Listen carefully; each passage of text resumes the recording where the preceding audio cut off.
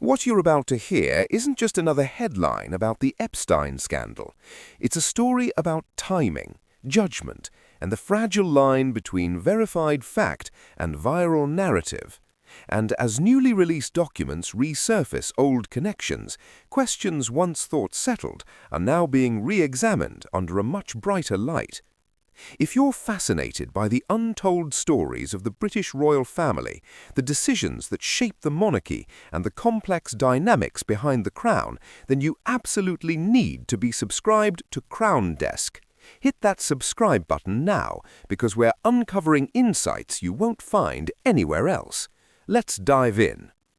To understand where this story stands today, we need to step back.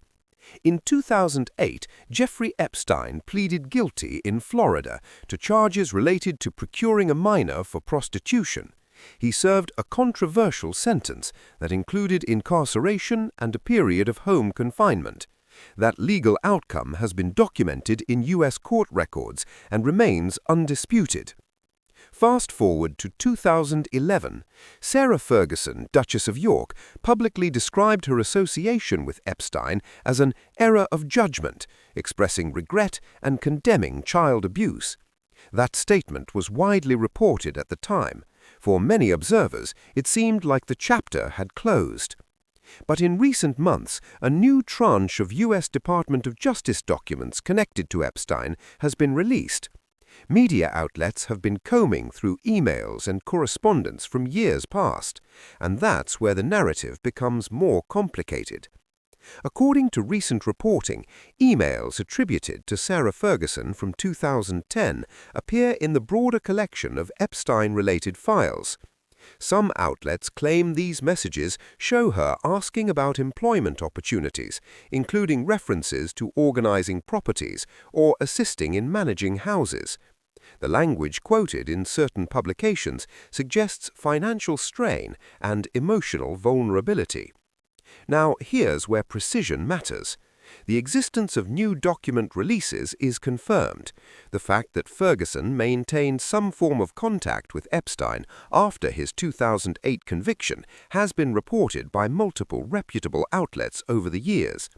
What remains less clear are the full contexts of these specific email excerpts, including tone, surrounding correspondence, and verification of complete threads. Several claims circulating, such as assertions that she repeatedly begged for employment or that private associates reacted with hostility, are attributed to unnamed sources. These details have not been independently verified through publicly accessible primary documents. That distinction is crucial. There is also renewed attention on Ghislaine Maxwell, who was convicted in U.S. federal court and sentenced to 20 years in prison. Her role as Epstein's associate is firmly established in court records. However, reported claims about her personal feelings towards Ferguson stem largely from anonymous sourcing. And then there's the broader royal context. Prince Andrew's previous association with Epstein has long been a matter of public scrutiny, culminating in legal settlements and his stepping back from official royal duties. Some observers believe that any renewed discussion of Epstein-related documents inevitably reverberates back towards the Duke of York and, by extension, the monarchy itself. But we must separate documented events from interpretive framing.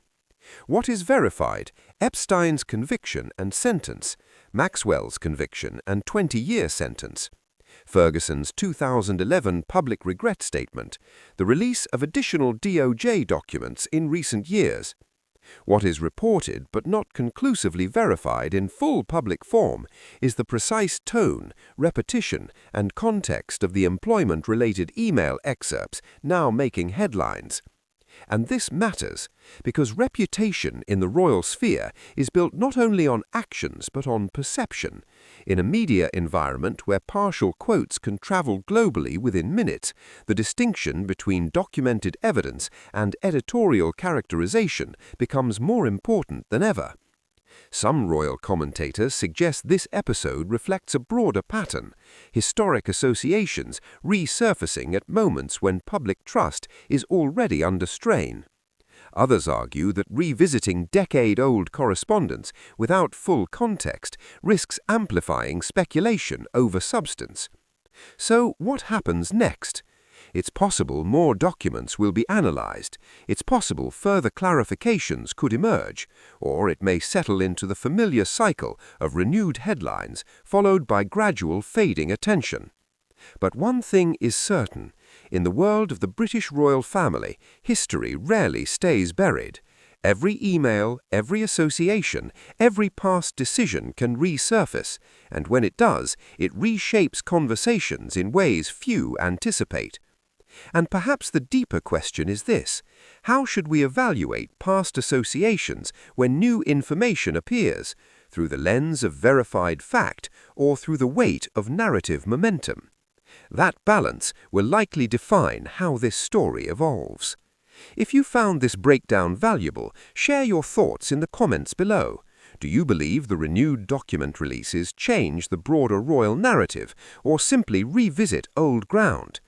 Like this video if you appreciate careful, fact-based analysis, and be sure to turn on notifications so you never miss our next deep dive. Join the Crown Desk community. We're just getting started.